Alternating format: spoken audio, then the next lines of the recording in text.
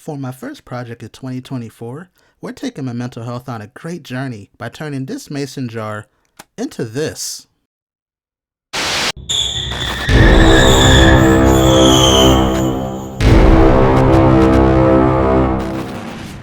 Oh yeah, it's lantern time.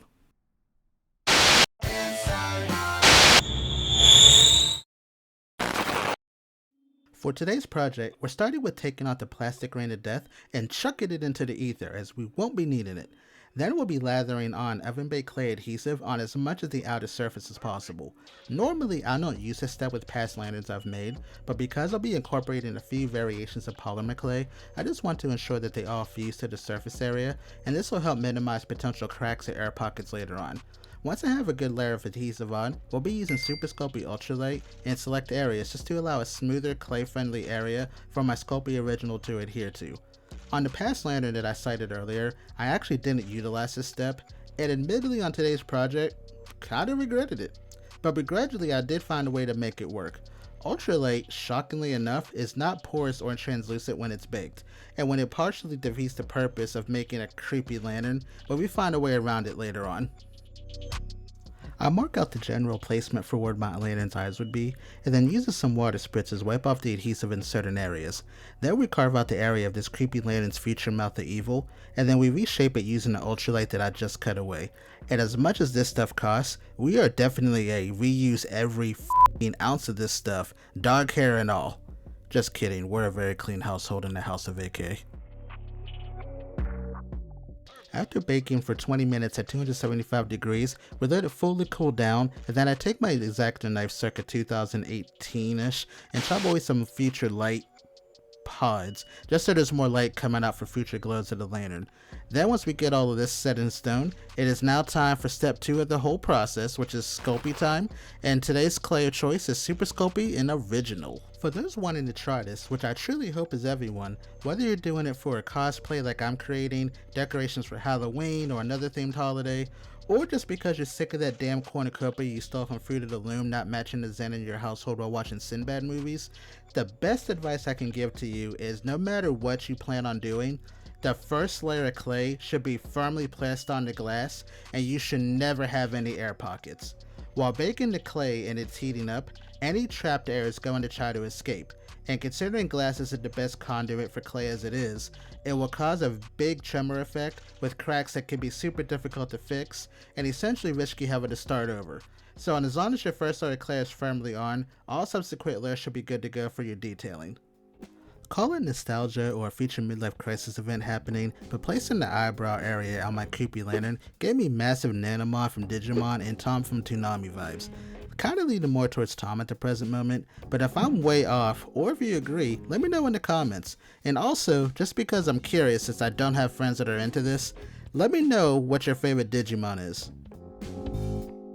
3 hours in real time, I am much more comfortable with the direction I'm going with this lantern, especially after applying the brow wrinkles on the creepy lantern's head. Also, spoiler alert, this lantern's actually an original creation for a short story, or hopefully short film that I'm currently writing as we speak. And I decided that I don't want to just keep calling it a creepy lantern anymore, since branding does matter. So from here on out, I will be addressing this lantern by its proper name, which is Spiri. While I'm detailing Spiri's mouth and face, I want to elaborate on the importance of having no air pockets when applying it to glass, and then give some quick tips to help ensure success right away. 1. Always use a roller or some smooth object to ensure the clay is being pressed evenly on the surface. Good practice is thinking of your hand as clay, and a table or a wall as the glass. If your palm is firmly on the glass, you should be able to slide a piece of paper or a pen under it. Same theory here. 2, if it helps, you can absolutely use clay adhesive to help the clay fuse to it. Just be cautious not to use it on areas you want the light to shine through, as it can dim or fully nullify the experience you're hoping for. 3, if push comes to shove, you can always use the ultralight as your full base layer on the glass, sans where you want it to glow. Or if you're not comfortable with polymer clay for whatever reason, if it's not your thing, air dry clay such as DAS would be a great substitute as well, as long as the clay that you're using is supremely lightweight.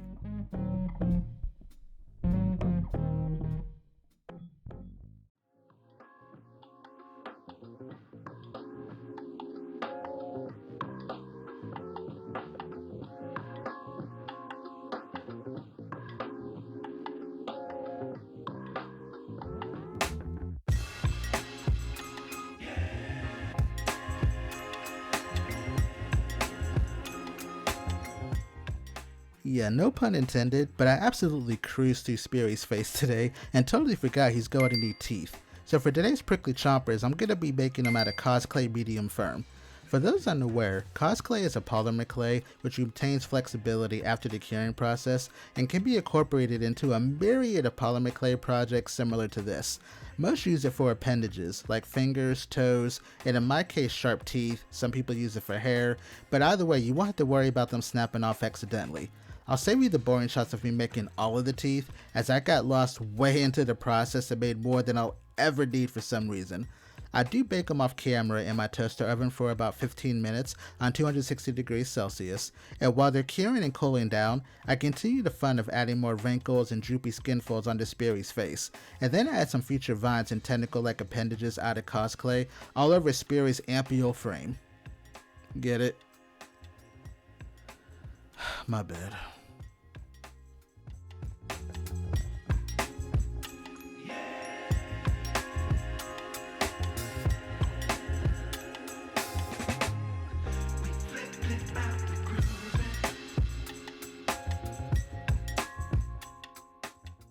With his teeth cooled down, we can start the process of punching the teeth into his mouth area. I don't really have a problem in this area, but sometimes you may run into a difficulty with the teeth not staying in place, or they might droop.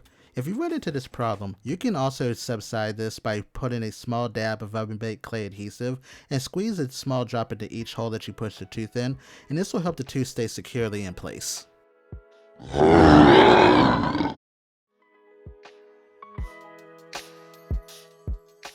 Now that Spiri has a smile built for dentists to battle and earn their crest, I do some final adjustments by giving him a more pronounced bottom and upper lip area, and some extra fine detailing on his gums with my ball stylus.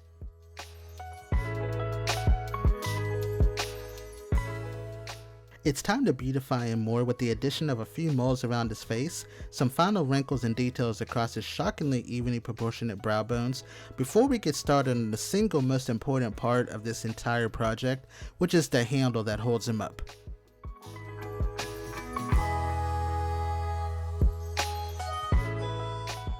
There are a few ways that you can do a handle. The easiest way is what I'll be showing today, which has never caused me an issue in my 3 previous attempts. I take a standard armature wire and I push the wire into the clay, essentially creating a channel or a pattern of sorts. I then will take clay adhesive, and while holding the wire in place, I'm going to put a healthy lather around, and then once that's set, I'm going to apply a top layer of Sculpting Original on top. Now some may be tempted to skip this step and just utilize some rope or a resistance band of some type. I wouldn't recommend this, as some ropes and strains aren't strong enough to hold how heavy your lantern might be after it's cured, and armature wire is the safest bet, and the thicker the gauge wire that you have, the better for your project. Before we do a second bake, I'm going to have some fun using my custom sculpting tools to add warts, lumps, and bumps all over his frame. This will also double add as a checkup for Spiri, as he told me he's having some lower extremity pain and has a knot that he needs worked out. How's that feel, bro? Spiri said he can hear colors and taste sounds again. Whatever that means. I'm just gonna say I'm gonna be able to subjugate Bill and his insurance out the ass for this. Just kidding, I'm not even a licensed professional. I'm just a semi-faceless nerd sculpting on YouTube as a hobby, hopefully one day to turn this into a full-time job. I mean, am I right? Anyway, we're gonna go ahead and add some of those prickly thorns to his tentacles, also his brown line just for dimensional purposes. And once I'm very comfortable with everything that we've done so far, he's gonna get baked again at 275 degrees for 20 minutes. And when he comes out the oven, look how great he is with no issues. Oh, what the? Hey, so FYI, I actually saved this by doing the exact process, just using more clay adhesive and clay. Unfortunately, my camera was like, nah bro, we ain't recording that. My bad. Once he's cooled to the touch, I want to address the areas that I left open for light to pass through. For this, I'm going to be using Cernit translucent clay in yellow and green. Cernit translucent clay, as rocket scientists dedicated years to figure out, it's an odorless polymer clay that after it's cured will maintain its color, yet becomes translucent enough for light to pass through. I'm going to alternate the clay in areas, add veins for variance, and in larger areas blend both clays together. Speaking of light, I stumbled across this gem, which I believe is going to be great. It is a remote controlled LED light from Everbright. It's around $8 at Walmart, and it's super bright, as it's meant for pools and hot tubs. Not creepy lanterns, but you know, whatever, here we are. Spiri just came out of its final bake, and as you can see, his handle is fixed and we can secure it even more. Another step that I never do, but I wanted to have some quote-unquote viz, I take masking tape, and with the technique of a left-handed person using right-handed scissors, I wrap the sides and top of the handle in a way that I have no idea why I left this footage in. Anyway, once that's done, I add a vigorous layer of Fabri-Tac glue all across before I take large strands of jute cord and wrap them all the way around the handle. And I am not going to lie, my severely out of shape ass got a big workout doing this, and I called it a night right after this was done.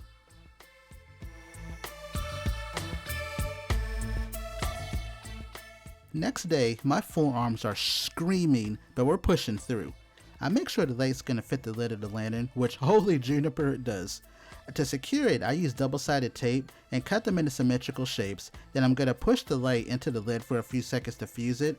And then because I'm literally just a kid at heart at this point, I had to see how this looked.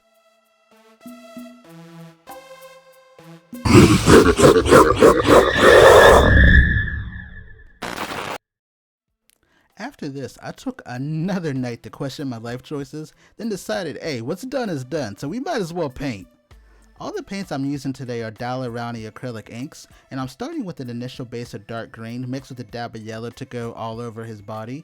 And then once the base layer is on, I'm taking a mix of orange, yellow, and a few dabs of black to make his orange-brown color for his mouth, gums, and the non-cernate vines and tentacles across his frame.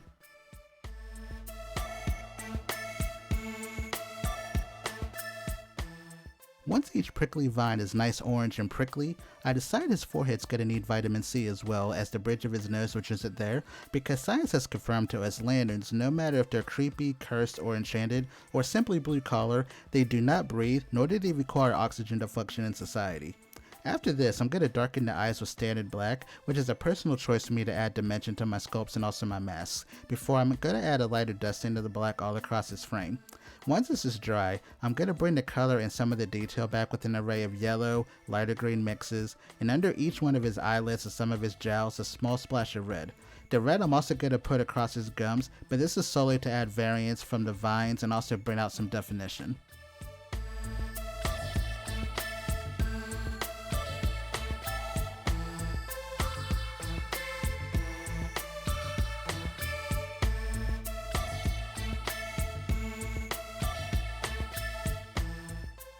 We are just about at the finish line for Spiri, and we're going to be finishing up by painting each one of his teeth with some watered down white, which will allow the underneath color to remain visible. And I'm also going to paint each one of his brow thorns orange.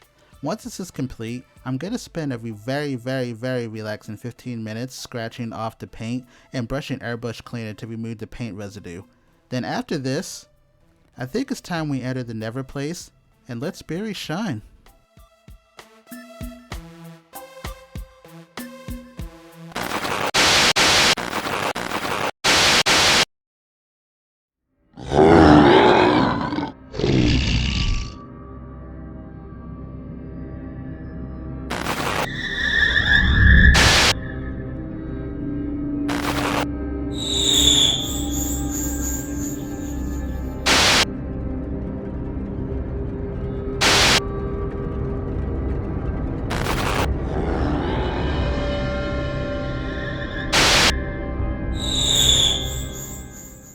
For 2024, I had one compounding goal: to continue to push myself and my creativity to the brink and create high quality projects for you all to enjoy.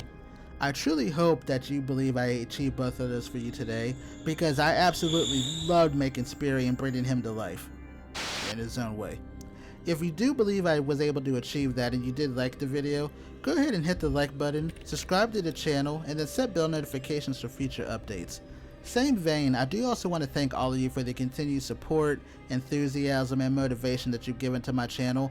I will definitely be continuing to utilize that for the remainder of 2024 and beyond as we approach my first 1,000 subscribers.